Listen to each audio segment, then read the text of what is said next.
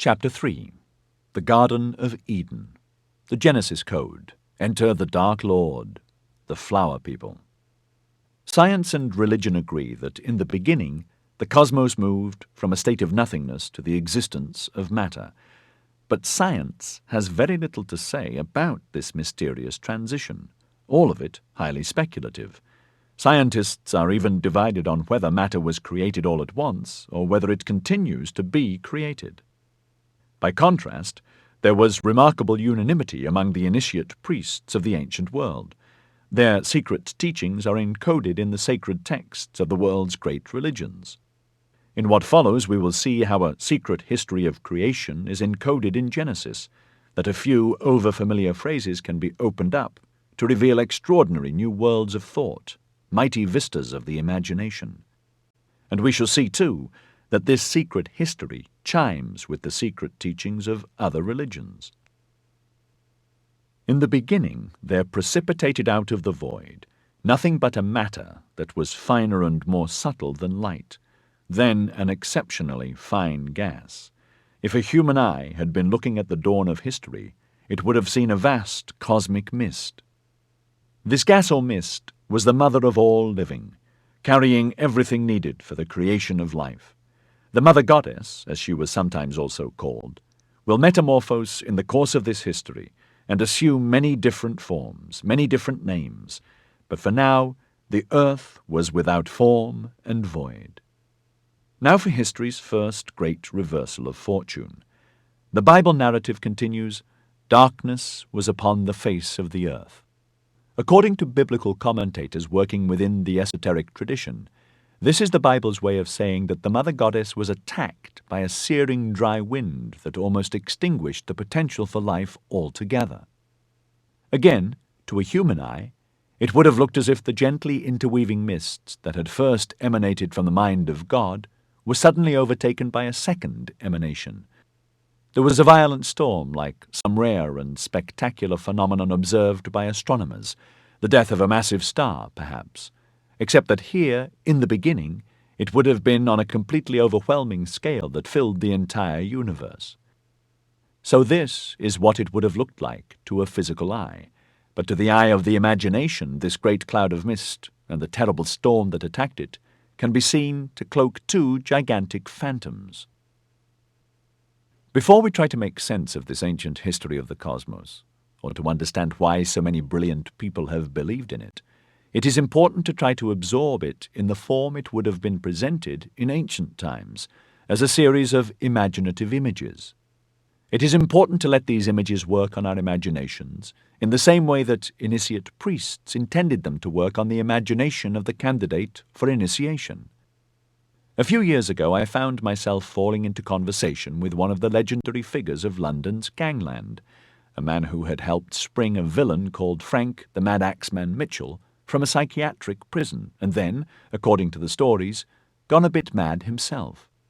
He killed the Mad Axeman in the back of a van with a sawn-off shotgun, then bathed in his blood, laughing.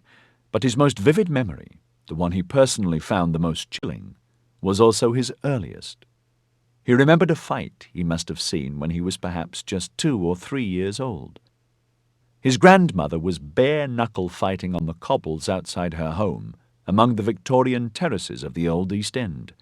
He remembered the gaslight on the wet cobbles and flying spittle, and how his grandmother resembled a giantess, lumbering but supernatural in strength.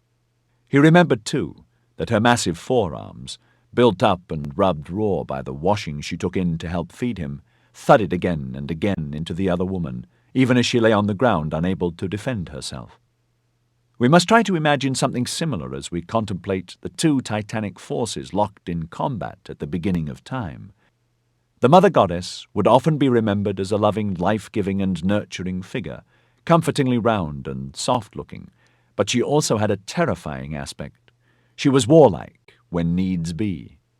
Among the people of ancient Phrygia, for instance, she was remembered as Cybele, a merciless goddess who rode on a chariot pulled by lions, and who required devotees to work themselves into such a wild and savage delirium that they would castrate themselves.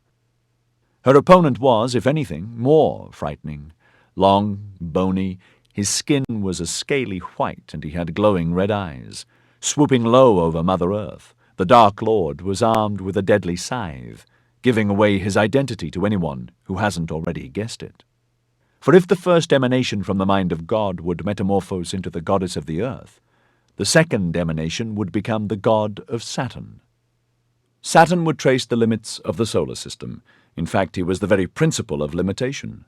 What Saturn's intervention introduced into creation was the potential for individual objects to exist, and therefore the transition from formlessness to form.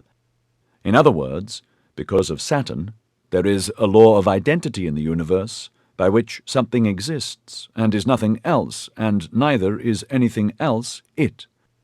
Because of Saturn, an object occupies a certain space at a certain time, and no other object can occupy that space, and neither can that object be in more than one place at one time. In Egyptian mythology, Saturn was Ptah, who molds the earth on a potter's wheel, and in many mythologies, Saturn's title is Rex Mundi, King of the World, or Prince of this world, because of his control of our material lives. If an individual entity can exist through time, then by implication it can cease to exist too. This is why Saturn is the god of destruction. Saturn eats his own children. He is sometimes portrayed as Old Father Time, and sometimes as Death himself. Because of Saturn's influence, everything that lives contains the seeds of its own end, and it is because of Saturn that what feeds us also destroys us.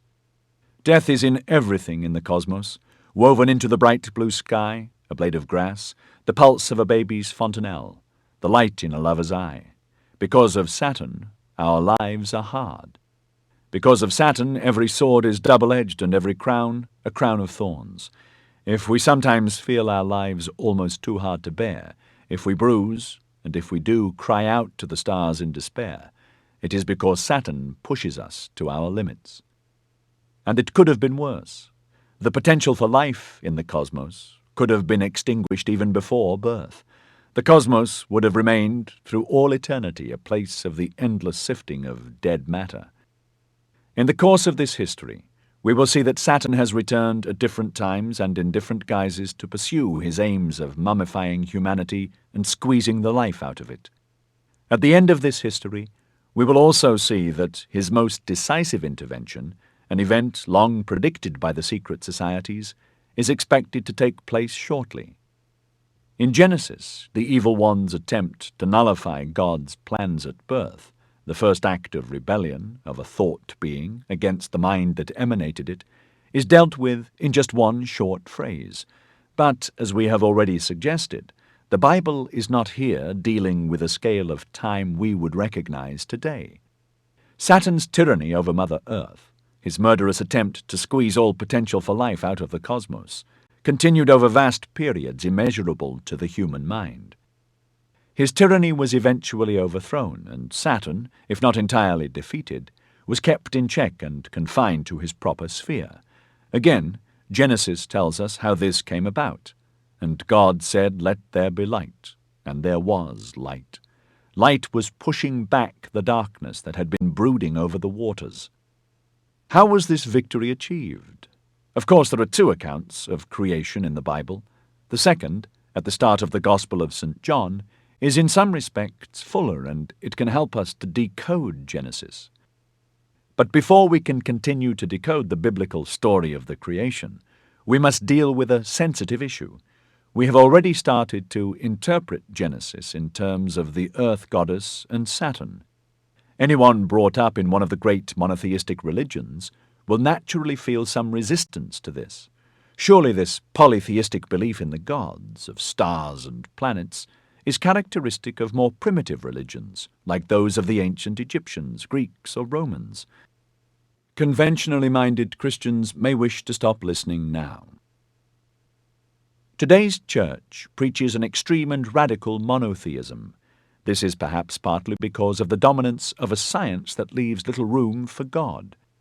In science-friendly Christianity, God has become an undifferentiated and undetectable immanence in the universe, and spirituality is nothing more than a vague and fuzzy feeling of at-oneness with this immanence. But Christianity has roots in older religions of the region in which it arose, and all of these were naturally polytheistic and astronomical. The beliefs of early Christians reflected this. For them, spirituality meant commerce with actual spirits. Christian churches, from the cathedral at Chartres and St. Peter's in Rome to small parish churches all over the world, have been built on the sites of ancient holy wells, sacred caves, temples, and mystery schools. Throughout history, certain sites like these have been regarded as portals for the spirits, cracks in the normal fabric of the space-time continuum. The science of astroarchaeology has demonstrated that these portals are aligned with astronomical phenomena, intended to funnel influx from the spirit worlds at propitious times. At Karnak in Egypt, at sunrise on the summer solstice, a thin ray of sunlight would enter the portals of the temple and travel 500 yards through courtyards, halls, and passageways until it penetrated the darkness of the Holy of Holies. It may surprise some Christians to learn how far this tradition has continued. All Christian churches are astronomically aligned, normally due east on the saint's day to which the church is dedicated. Great cathedrals from Notre Dame in Paris to the Sagrada Familia in Barcelona are covered with astronomical and astrological symbols. Modern churchmen are often quick to condemn astrology, but none can deny, for example, that the great Christian festivals are all astronomically derived, Easter being the first Sunday following the full moon that falls on or follows the vernal equinox, or that Christmas is the first day after the winter solstice, when the rising sun begins to move visibly back in the reverse direction along the horizon. Even a glance at the biblical texts reveals that today's radically monotheistic reading of the Scriptures is out of step with what the writers of these texts believed. The Bible refers to many disembodied spiritual beings, including the gods of rival tribes, angels, archangels, as well as devils, demons, Satan, and Lucifer. All religions believe that mind came before matter. All understand creation as taking place by a series of emanations, and this series is universally visualized as a hierarchy of spiritual beings, either gods or angels. A hierarchy of angels, archangels, and so on, has always been a part of church doctrine, alluded to by St. Paul, elucidated by his pupil, St. Dionysius, codified by St. Thomas Aquinas, and vividly imagined in art and also in literature by Dante and others. These doctrines are often overlooked and disregarded by modern Christianity, but what church leaders have been actively determined to suppress, what has been reserved for esoteric teaching, is that different orders of angels are to be identified with the gods of the stars and planets. Though it hasn't filtered down to the wider congregation, modern biblical scholarship acknowledges that the Bible contains many passages that should be understood as referring to astronomical deities. For example, Psalm 19 says, "He set a tabernacle for the sun, which is a bridegroom coming out of his chamber. His going forth is from the end of heaven, and his circuit unto the ends of it."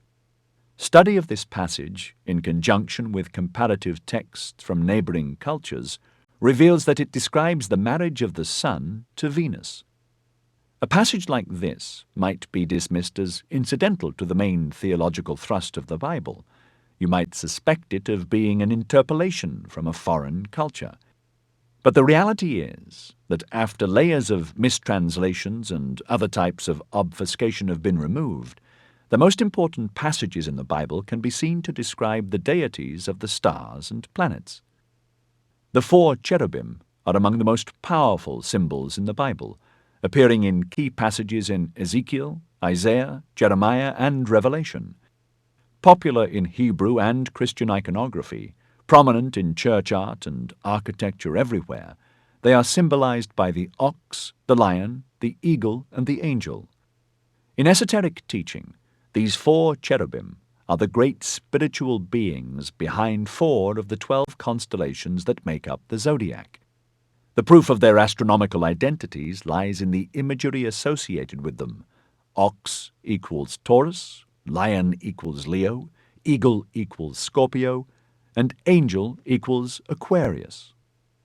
This fourfold pattern of symbolism regarding the constellations is repeated in all the world's great religions. But for the most important and telling example of polytheism in Christianity, we must return to the story of the creation as it is told in Genesis and the Gospel of St. John. Genesis chapter 1 verse 26 is usually translated as, "In the beginning God made heaven and earth," but in fact any biblical scholar will admit, even if only when pressed, that the word Elohim, here translated as God, is plural. The passage properly reads, "In the beginning the gods made heaven and earth." This is a rather puzzling anomaly that clergymen outside the esoteric tradition tend to turn a blind eye to, but inside this tradition it is well known that what is being referred to here are astronomical deities.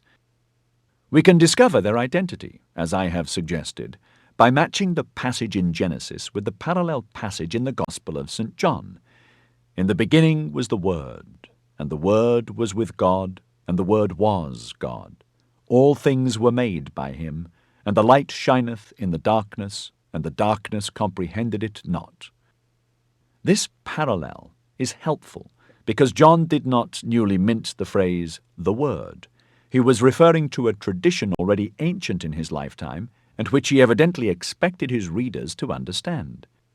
Some 400 years earlier, Heraclitus, a Greek philosopher, had written, "The Logos, i.e. the Word, was before the earth could be."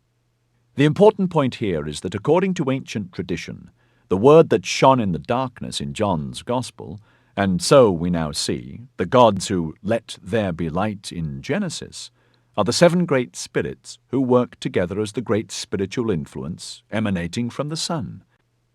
Thus both Old and New Testaments allude to the role of the sun god in creation, as it was generally understood in the religions of the ancient world. The second great act in the drama of creation comes about when the sevenfold sun god arrives in order to rescue Mother Earth from Saturn. In the eye of imagination, the sun is a beautiful and radiant young man with a leonine mane. He rides a chariot and he is a musician. He has many names: Krishna in India, Apollo in Greece. Arising in splendor in the midst of the storm, he pushes back the darkness of Saturn until Saturn becomes like a giant dragon or serpent encircling the cosmos. The sun then warms Mother Earth into new life, and as he does so, he gives vent to a great triumphal roar that reverberates to the outer limits of the cosmos. The roar causes matter in the cosmic womb to vibrate, to dance and form patterns. In inner group esoteric circles, this process is sometimes known as the dance of the substances. After a while, it causes matter to coagulate into a variety of strange shapes. What we are seeing here, then, is the sun singing the world into existence. The sun lion is a common image in ancient art. Whenever it appears, it refers to this early stage in the mind before matter account of creation. A magnificent retelling of the history of the sun lion in the act of creation was written as late as the 1950s. It comes in the prequel to The Lion, the Witch, and the Wardrobe, called The Magician's Nephew. Something that non-esoteric schools of literary criticism have missed is that the work of C.S. Lewis is steeped in Rosicrucian lore. In his story, the sun lion is called Aslan. In the darkness, something was happening at last. A voice had begun to sing. It was very far away, and Diggory, the first child to explore Narnia, found it hard to decide from what direction it was coming. Sometimes it seemed to come from all directions at once. Sometimes he almost thought it was coming out of the earth beneath them. There was hardly even a tune, but it was, beyond comparison, the most beautiful voice he had ever heard. It was so beautiful he could hardly bear it. The eastern sky changed from white to pink and from pink to gold. The voice rose and rose till the air was shaking with it.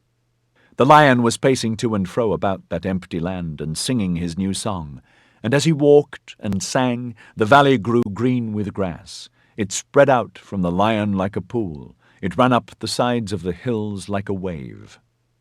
What the teacher of the mystery schools meant to indicate by the victory of the sun god was the momentous transition from a purely mineral cosmos to a cosmos burgeoning with plant life. In the earliest and most primitive form of plant life, according to the mystery tradition, single germs were joined together in vast floating structures like webs that filled the whole universe. In the Vedas, the sacred books of India, this stage of creation is described as the net of Indra, an infinite net of luminous living threads, perpetually interweaving, coming together like waves of light, then dissolving again. Time passed, and some of these threads began to weave together more permanently, the light streams dividing into tree-like forms. An imaginative impression of what this was like can perhaps be got by remembering what it was like, as a small child, to visit a great hothouse like the ones that Alice Liddell, the girl who inspired Alice in Wonderland, liked to visit at Kew Gardens. Great tendrils stretch everywhere. Here are humid mists and a sunny, luminous greenness. If you were able to land in the midst of all of this, and if you sat on one of the great green branches stretching out of sight, and if this great branch on which you were sitting suddenly stirred, you would have an experience like a hero in a fairy story, sitting on a rock that moves and reveals itself to be a giant. Because the vast vegetable being at the heart of the cosmos, whose soft and luminous limbs stretched to all four corners of it, was Adam. This was paradise. Because there was as yet no animal element to the cosmos, Adam was without desire, and so without care or dissatisfaction. Needs were satisfied before they could even be felt. Adam lived in a world of endless springtime. Nature yielded an unending supply of food in the form of a milky sap, similar to that which we find in dandelions today. Memorials to this blissful satiation have come down to us in statues of the many-breasted mother goddess. As time went on, the plant forms became more complex, more like the plants of today. Again, if you had been able to see this time in the history of the cosmos with the physical eye, you would have been struck by the myriad fluttering, palpitating flowers. We have suggested that the secret history of the creation shadows the scientific history of creation in intriguing ways. We have just seen, for example, how a purely mineral stage of existence has been followed by a primitive plant stage, followed by an era of more complex plants. But there is a vital difference I must draw to your attention. In the secret history, not only is it true to say that what eventually evolved into human life passed through a vegetable stage, but the vegetable element remains an essential part of the human being today. If you removed the sympathetic nervous system from the body and stood it up on its own, it would look like a tree. As one of Britain's leading homeopathic healers put it to me, in a rather beautiful phrase, the sympathetic nervous system is the gift of the vegetable kingdom to the physical body of man. Esoteric thought all over the world is concerned with the subtle energies that flow round this vegetable part of the body and also with the flowers on this tree, the chakras which operate, as we shall see, as its organs of perception. The great center of the vegetable component of the human body, feeding on the waves of light and warmth radiating from the sun, is the chakra of the solar plexus, called solar because it was formed in this, the era controlled by the sun. Awareness of this vegetable element in the human body has remained greatest among the peoples of China and Japan. In Chinese medicine, the energetic flow of this vegetable life force, called qi, is understood to animate the body, and disease arises when the delicate network of energies becomes blocked. The fact that the flow of this energy is undetectable by modern materialistic science, the fact that it seems to operate in some elusive realm between the human spirit and the meat of the animal body, does not make the medicine any the less effective, as generation upon generation of patients attest. As well as in medicine, the Chinese and Japanese tend to lay great emphasis on the role of the solar plexus in spiritual practice. If you contemplate a statue of a meditating Buddha, you will see someone who has gathered himself inward, and at the center of this meditation, his center of mental and spiritual gravity, is his lower belly. This is because he has withdrawn from the rigid, deadly mentality of the brain and sunk down into the center within himself, sometimes called the hara, that is connected with all life. He is concentrating on becoming more aware of being alive, of his unity with all living things. Although the idea of chakras has become popular in the West because of an influx of Oriental esoteric thought, the chakras are also central to the Western esoteric tradition and can be seen in both Egyptian and Hebrew thought. And just as Christianity contains a hidden tradition of gods of the stars and planets, so it also contains a hidden tradition of the chakras. The organs of the vegetable body are situated in nodes up and down its trunk. They are made up of different numbers of petals, the solar plexus chakra, for example, having 10 petals, and the brow chakra having 2 petals. The 7 major chakras, situated at the groin, solar plexus, kidneys, heart, throat, brow, and crown, feature in the 17th century writings of Jacob Boehme, and, as we will see later, in those of his near contemporary, the Catholic saint Teresa of Avila, where they are called the eyes of the soul. Moreover, on closer inspection, the Bible itself can be seen to contain many coded references to the chakras. The horns, with which Moses has traditionally been depicted, are explained away by conventionally minded Christians as the result of a misunderstanding based on a mistranslation. But in the esoteric tradition, these horns represent the 2 petals of the brow chakra, sometimes called the third eye. The flowering rod of Aaron refers to the activation of the chakras, the opening of the subtle flowers up and down the subtle tree. In the final chapter, we will see how in Revelation the account of the opening of the 7 seals is in fact a way of talking about the enlivening of the 7 chakras and predicting the great visions of the spiritual world that will result. The pineal gland is a small grey gland the size of an almond, which is situated in the brain where the spinal cord reaches up into it.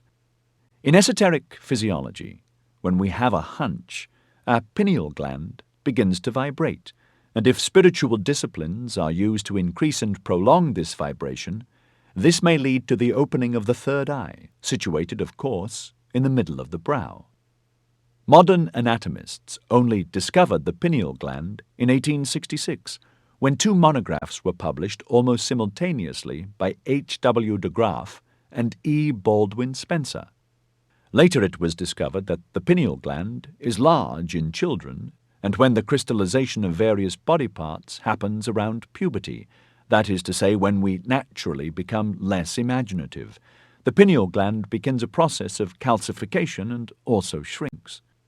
Scientists now know that melatonin is a hormone, most of which is produced by the pineal gland, mostly at night. Melatonin is essential for the rhythm of waking and sleeping and the maintenance of the immune system. If modern science discovered the pineal gland relatively late, the ancients certainly knew of it very early on and also believed they understood its function. They knew, too, how to manipulate it to achieve altered states. The Egyptians clearly depicted it as a uraeus snake, and in Indian literature it is shown as the third eye of enlightenment, or the eye of Siva. It was depicted as the pine-cone-topped wand of the followers of Dionysus, and a 4th century BC Greek anatomist described it as the sphincter which regulates the flow of thought. They saw the pineal gland as an organ of perception of higher worlds, a window opening onto the brightness and wonder of the spiritual hierarchies. This window could be opened systematically by meditation and other secret practices, which gave rise to visions. Recent research at the University of Toronto has shown that meditating on the pineal gland, using methods recommended by Indian yogis, causes it to release a rush of melatonin, the secretion that causes us to have dreams, and, in sufficient dosages, can also cause waking hallucinations. Returning to the creation narrative and the great imaginative images encoded within Genesis, we see that Adam's body had at first been very soft and amorphous, his skin almost as delicate as the skin on a pond, but now it began to harden. As the great Christian mystic and Rosicrucian philosopher Jacob Boehme wrote in Mysterium Magnum, his commentary on Genesis, what would in time become bone, now hardened and became something closer to wax. Warmed by the sun, His green limbs also began to become tinged with pink. As Adam solidified, he also began to divide into two. That is to say, he was an hermaphrodite who reproduced in an asexual way. When pressed, any scholar of biblical Hebrew will have to admit that Genesis chapter 1 verse 27, the passage usually translated, "Male and female he created them," properly reads, "Male and female they," i.e. the Elohim, created him, singular. So, it was by this plant-like method of reproduction that Eve was born out of Adam's body, molded from the waxy cartilage which served Adam for bone. The progeny of Adam and Eve also reproduced asexually, procreating by using sounds in a way that was analogous to the creative activity of the Word. This episode in history is related to Freemasonic law pertaining to the word that has been lost, the esoteric belief when, in the far future, this word is rediscovered, it will be possible to impregnate using only the sound of the human voice. Adam and Eve and their progeny did not die, but now and then they merely went to sleep in order to refresh themselves. But the lotus-eating state of the Garden of Eden could not go on forever. If it had done, humanity would never have evolved beyond the vegetable stage. It was always intended that the sun god would separate from the earth for a while. Of course, no artifacts have survived from the time when gods and proto-humans lived in plant form, but there is at least a reliable record of such artifacts. Herodotus, the Greek writer of the 5th century BC, is sometimes called the father of history, because he was the first to try to research and piece together a coherent and objective account of history. In approximately 485 BC, Herodotus visited Memphis in Egypt. There, in vast underground vaults, he was shown rows of statues of former kings, stretching back as far as the eye could see into almost unimaginably distant times. Walking with the priests along the rows, he came to a series of 345 colossal wooden carvings of beings who had reigned before Menes, their first human king. These beings, said the priests, were born one from the other, that is to say, without need of a sexual partner, by the plant-like method of parthenogenesis. Each carrying a plaque giving name, history, and annals, the wooden monuments were a record of a long-lost era of the vegetable life of humankind.